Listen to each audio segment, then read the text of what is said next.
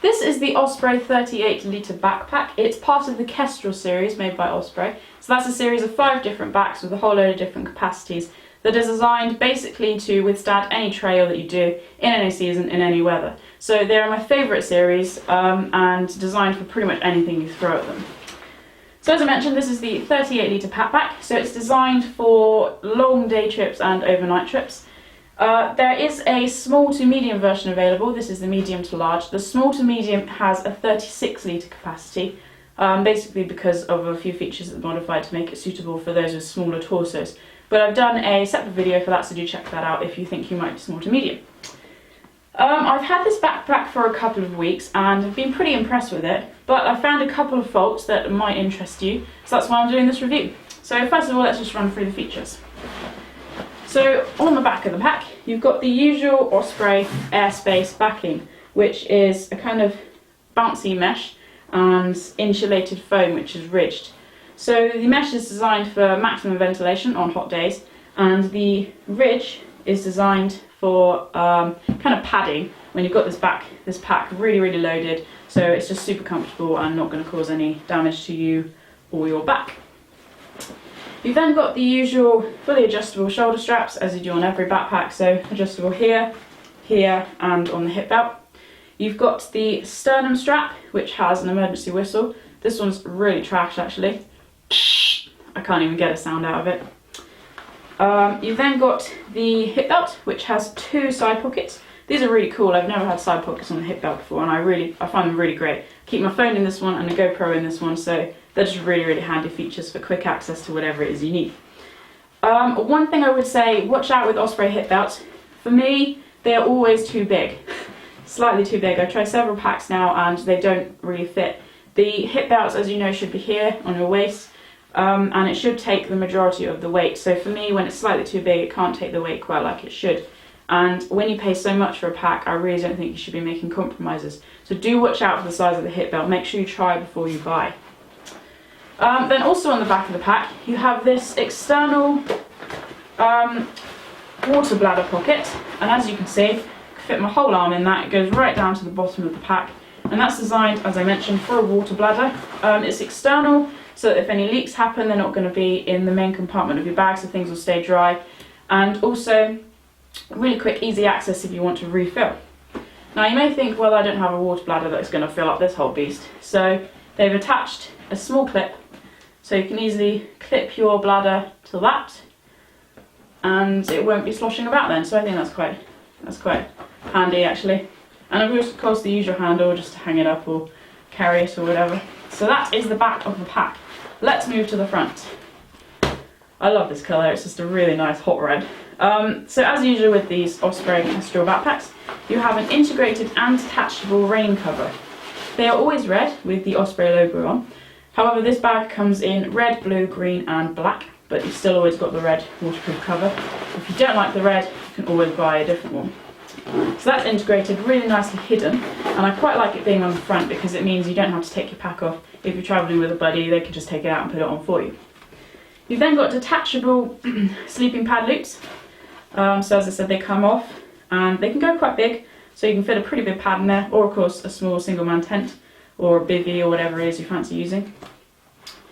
You've then got 2 ice axe loops, so you can just attach those to there. I haven't used ice axes with this bag yet, but I'm hoping to in January because I'm off to the Cairngorms, which will be fun. But the fabric around the ice axe loops is slightly more robust, just in case it happens to snag or something, so that won't cause any damage, so they have paid attention to those features, which is good. We go to the side of the pack, you've got 2 stretchy mesh pockets, which are kind of ideal for flasks, although I find they're slightly too small for a 3/4 of a litre flask, which is what I carry, because the base is diagonal. I don't really know why, I have no diagonal bottles, that's a bit weird.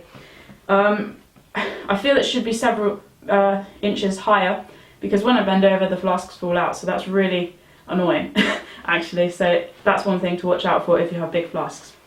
You've then got 2 compression straps, one at the bottom, one at the top, and that's mirrored on this side, as well as the mesh pocket. You probably noticed this piece of plastic covered elastic, and there's one also here. Now this is a feature that Osprey are using more and more often. It's a Stow on the go trekking pole attachment. So basically you get the end of your trekking pole and put it into this strap here on the back of the pack. Then you get the front of your trekking pole where the handles are and attach it to the front on the shoulder strap. And that's got a fully adjustable toggle, so you can make that tighter or slacker depending on what you need. So I do quite like that for when you're like walking downhill and you don't need your trekking poles, or uphill and you don't need your trekking poles. Depends when you use them. I think that's pretty much it for the front of the pack. Yeah, I think so. So let's go on to the top and the inner. So this type of backpack is what we call a top loading backpack. So it means that you're putting things in through the top rather than the front, as I just mentioned.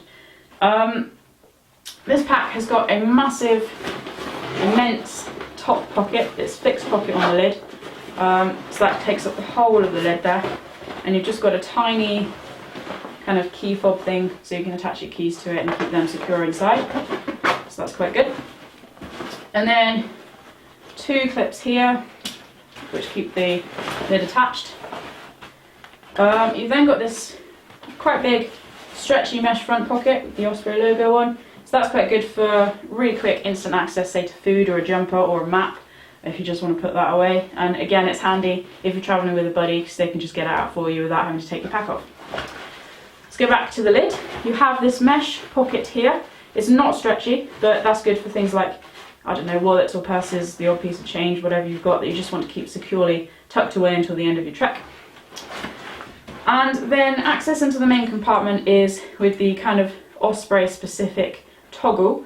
I spent ages when I first looked at Osprey trying to get into this pack, so I was like, do you squeeze it? Do you pinch it? How do I get into this? All you do is simply pull it. There's no effort involved, so that's good for when you've got gloves on, so that's glove compatible access. The fabric around the top here is really robust, water resistant, so if you're moving sharp objects or solid things in and out of your backpack, it's not going to cause any damage, so that's been well thought out. And then if we go inside, I'm not sure if you can see this, we have a massive main compartment.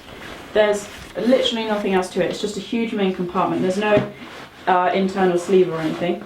But about here, there is an internal divider which is fully adjustable. It's adjustable just like these sleeping pad straps are. So you can tighten that or slacken it depending on whether you want or don't want a sleeping bag compartment at the bottom of your pack. And of course you've got, where are they? Well, you have got somewhere, I just can't see them right now. Glove compatible, there we go, glove compatible zips for bottom access to the sleeping bag compartment.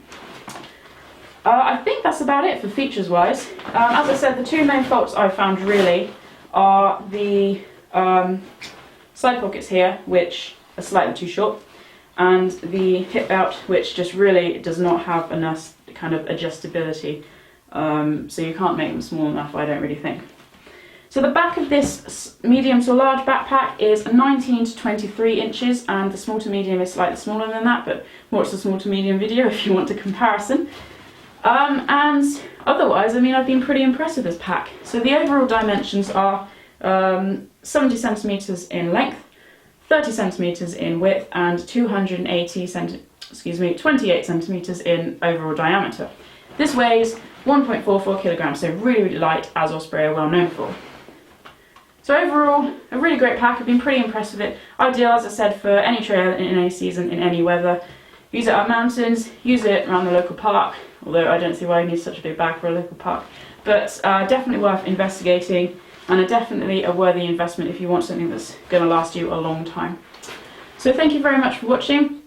If you're interested in any of my other reviews, do have a look at that section on my channel. I've got quite, well, I'm building more reviews of different things.